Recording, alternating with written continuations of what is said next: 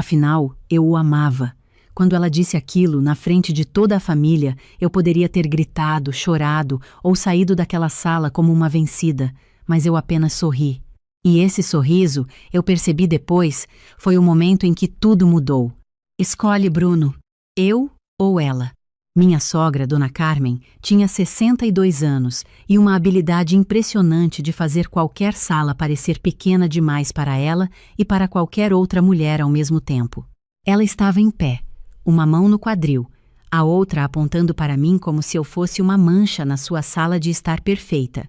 Bruno estava sentado no sofá, pálido, olhando para o chão como se as respostas estivessem escondidas entre as fibras do tapete persa que ela mesma tinha escolhido. 5 anos. 5 anos de casamento. E eu já sabia que esse momento viria. Mas não daquela forma. Não na frente de todo mundo. Não no aniversário de 42 anos do Bruno, cercados por tios, primos, pela irmã dele, todos em silêncio, esperando o show. Eu deveria ter percebido antes. Ela nunca aceitou que Bruno tivesse se casado comigo. Desde o início, Dona Carmen deixou claro que eu não era a escolha certa. Aquela menina, ela costumava dizer, falando de mim como se eu não estivesse na sala. Não tem a criação adequada, não tem a nossa classe. Classe. Sempre foi sobre classe para ela. Como se classe fosse algo que você pudesse comprar em loja de departamento, junto com as toalhas de mesa bordadas e o jogo de porcelana que ela tanto prezava. Eu me apaixonei por Bruno numa tarde de terça-feira, num café pequeno perto do escritório onde eu trabalhava. Ele estava lendo um livro de arquitetura, fazendo anotações na margem, completamente concentrado. Quando ele sorriu para mim pela primeira vez, eu senti como se o mundo tivesse ficado mais leve. Ele era gentil, atencioso, engraçado sem precisar diminuir ninguém para fazer piada. Nós namoramos por 2 anos antes de casar. Foram os 2 anos mais felizes da minha vida, e então vieram os outros 5. Os 5 anos em que Dona Carmen se certificou de que eu soubesse, todos os dias, que ela não aprovava essa união. No começo, foram pequenas coisas. Comentários sobre minha roupa. Júlia, querida, esse vestido não é um pouco. Informal, para um jantar em família? Sugestões sobre como eu deveria decorar nossa casa. Vocês não acham que uma cor mais neutra seria mais elegante? Críticas sobre como eu cozinhava.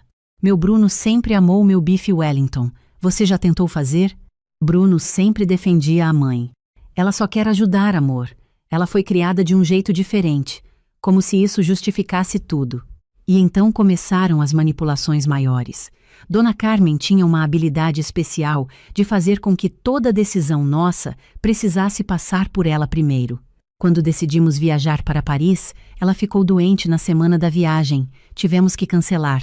Quando pensei em mudar de emprego para uma oportunidade melhor, ela sugeriu para Bruno que talvez não fosse o momento certo, com ela precisando tanto de apoio.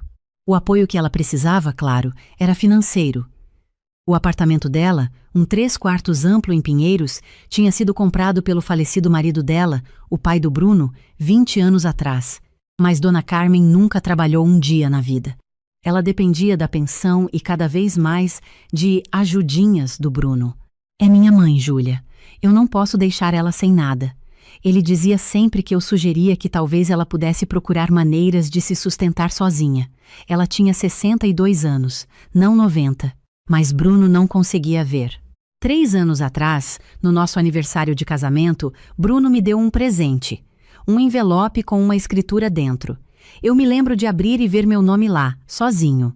Júlia Mendes Silva. Proprietária do apartamento onde morávamos, um lindo triplex em Jardim Paulista. Eu quero que você saiba que essa é a sua casa, ele disse, segurando minhas mãos. Não importa o que aconteça, você sempre terá um lugar seu. Na época, achei romântico. Agora, me pergunto se ele já sabia, se já sentia que um dia teria que escolher.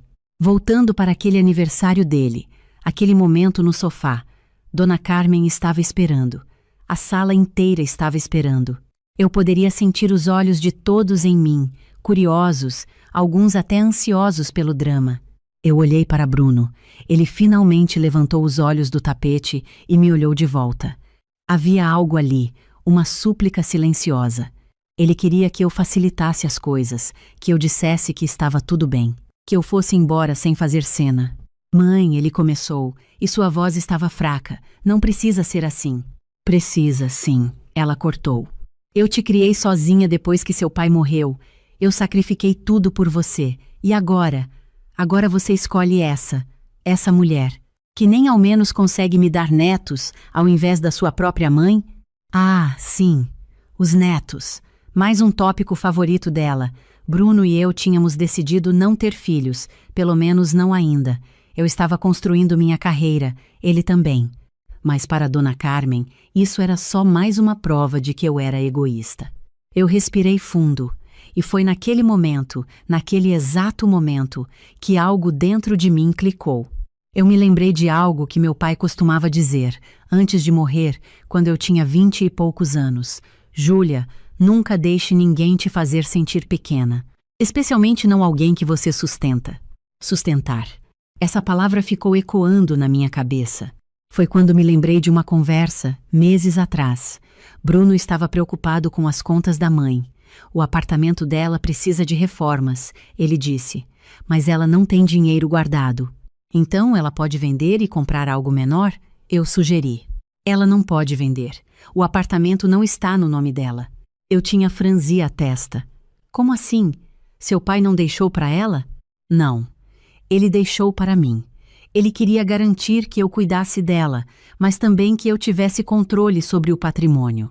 E então, numa decisão que parecia generosa na época, Bruno transferiu o apartamento da mãe para o meu nome.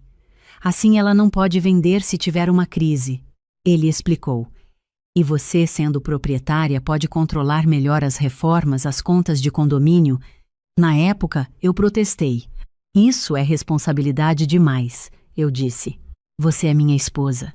Eu confio em você mais do que em qualquer pessoa. Ele respondeu. E assim, há 2 anos, o apartamento de Dona Carmen em Pinheiros passou a estar registrado no meu nome, Júlia Mendes Silva. A mesma Júlia que estava sendo humilhada na frente de 20 pessoas naquela sala de estar. Quando essa memória voltou, completa e clara, eu sorri.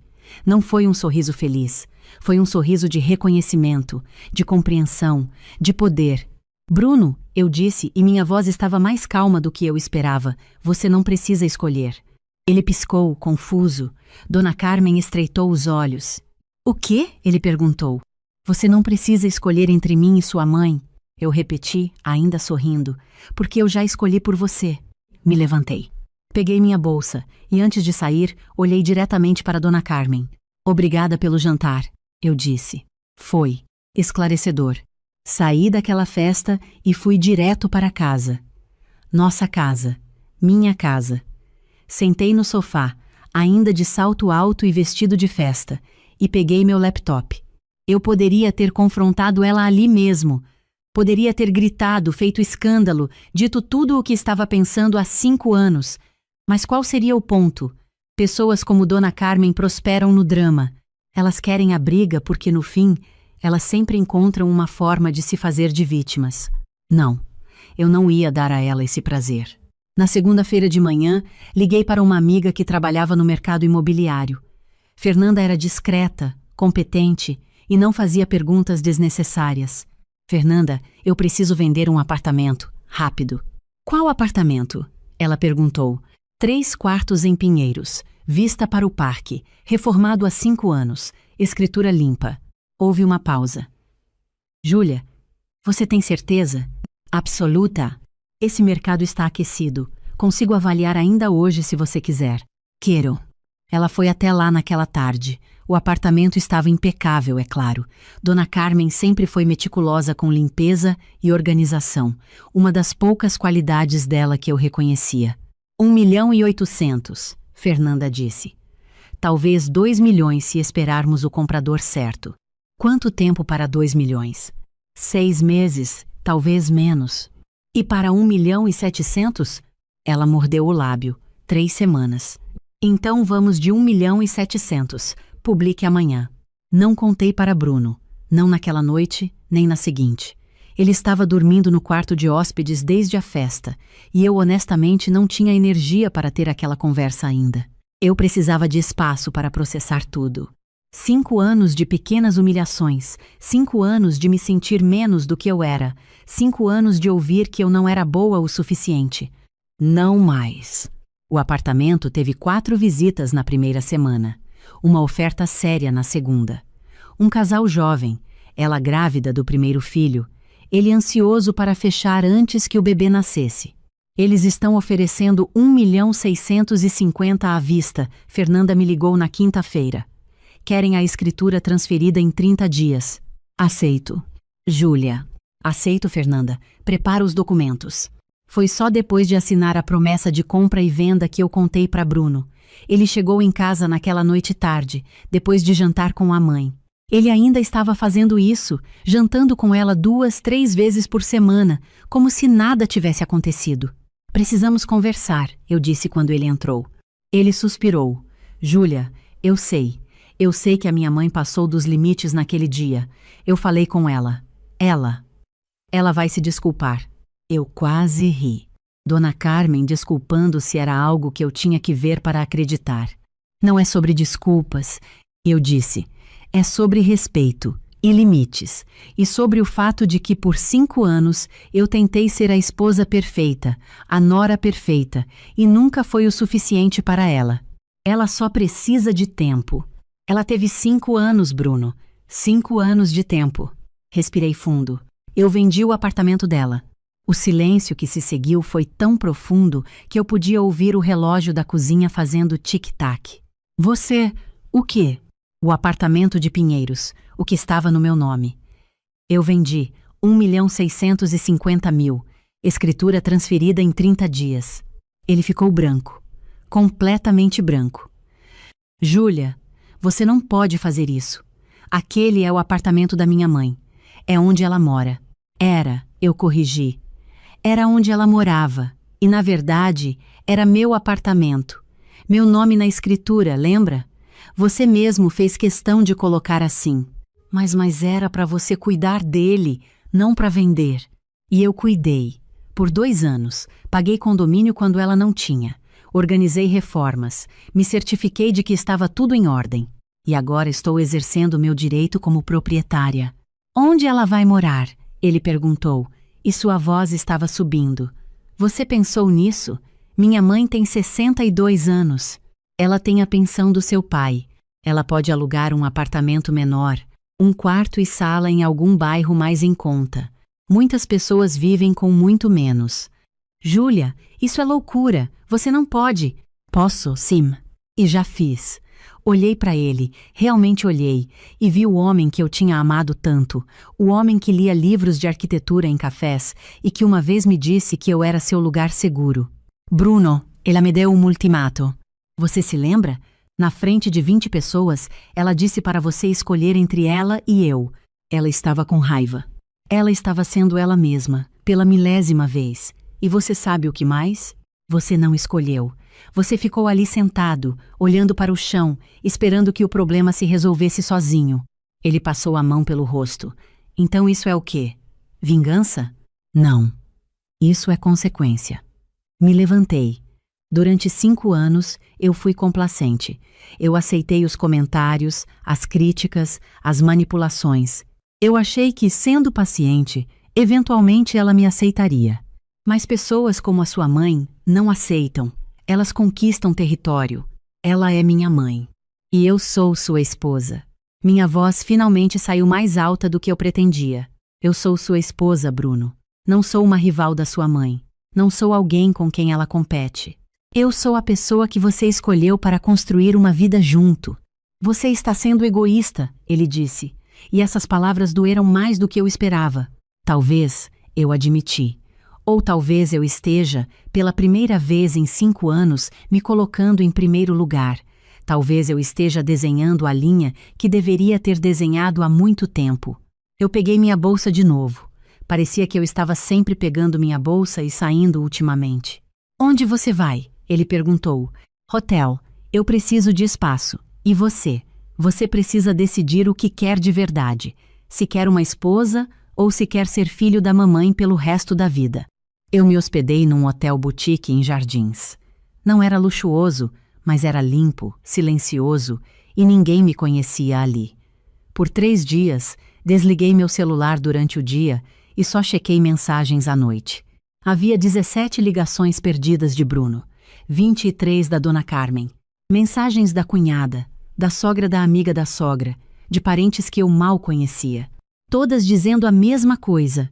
Como eu podia ser tão cruel? Como eu podia fazer isso com uma senhora idosa? Ela ia ficar na rua? Eu não tinha coração? Era impressionante como, de repente, eu tinha me tornado a vilã da história. A mulher má que expulsou a pobrezinha da sogra da casa dela. Ninguém mencionava os 5 anos de humilhação. Ninguém falava sobre o ultimátum. Ninguém perguntou como eu estava. Exceto uma pessoa. Minha amiga Camila me ligou na 4ª noite. Júlia, você está bem? E foi essa pergunta tão simples, tão genuína, que me fez chorar pela primeira vez em dias. Eu chorei por tudo que eu tinha aguentado, por todas as vezes que me senti pequena, por ter amado um homem que não conseguiu me defender. Eu fiz a coisa certa? Eu perguntei entre soluços. Você fez o que precisava fazer, Camila respondeu. E por quanto tempo você ia continuar se curvando para uma mulher que nunca ia te respeitar? Ela tinha razão. Claro que tinha. No 10º dia, Bruno apareceu no hotel. Não sei como ele descobriu onde eu estava, mas ali estava ele, no lobby, parecendo 10 anos mais velho. Podemos conversar? Ele pediu. Fomos para um café próximo. Pedimos cafés que nenhum de nós bebeu. Minha mãe está hospedada com minha irmã, ele começou. Ela está destruída. Eu esperei.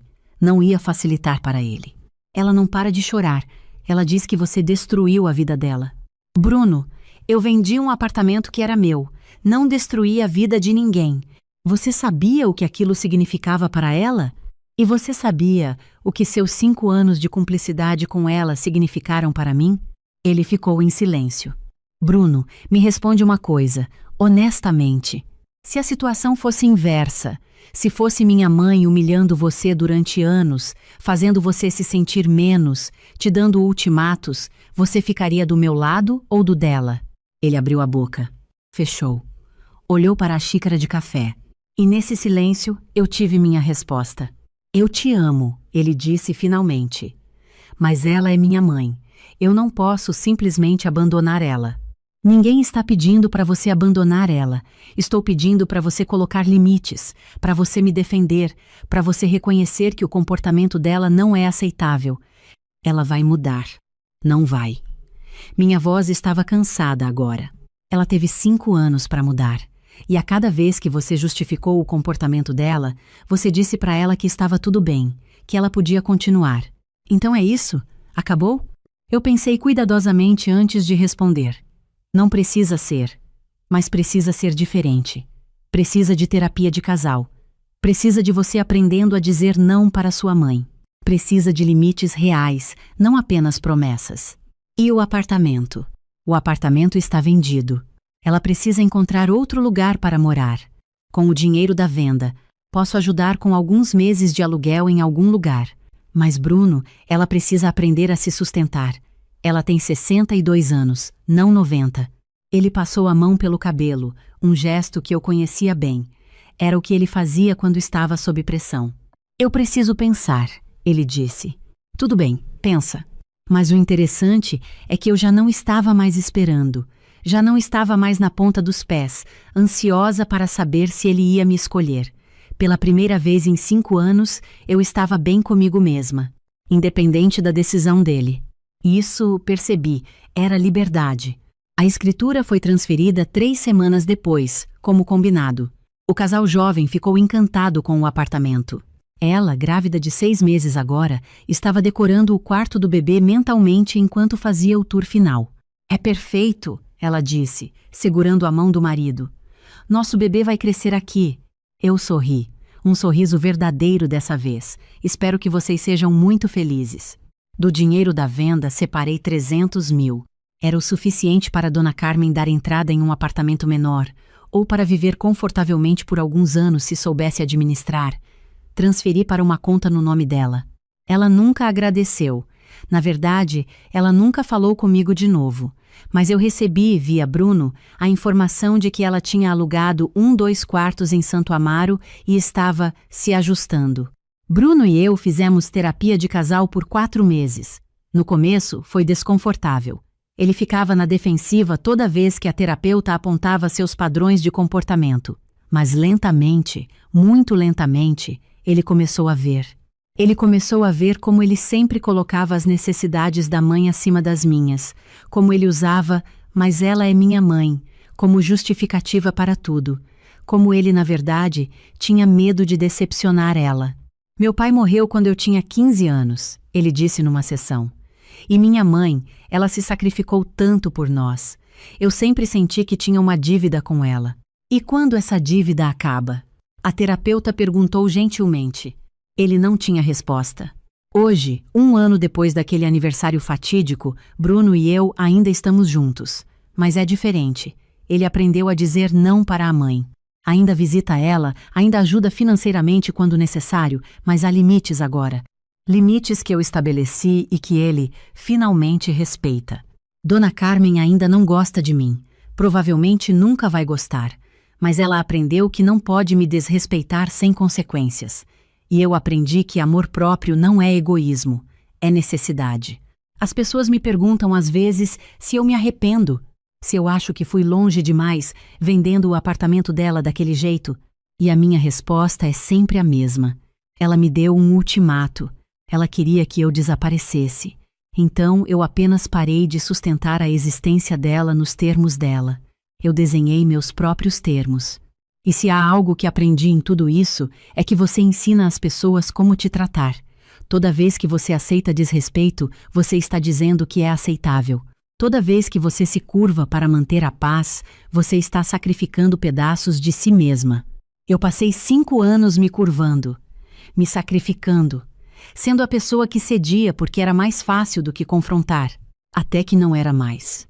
Então, quando ela disse, escolhe, eu ou ela, e eu sorri, não era um sorriso de vitória, era um sorriso de libertação. Era o sorriso de uma mulher que finalmente entendeu seu próprio valor. E quando vendi aquele apartamento, não estava vendendo um imóvel, estava comprando minha dignidade de volta. Estava dizendo, pela primeira vez em 5 anos, que eu importava, que eu sempre importei. E ninguém, nem mesmo uma sogra manipuladora, ia me fazer esquecer disso de novo.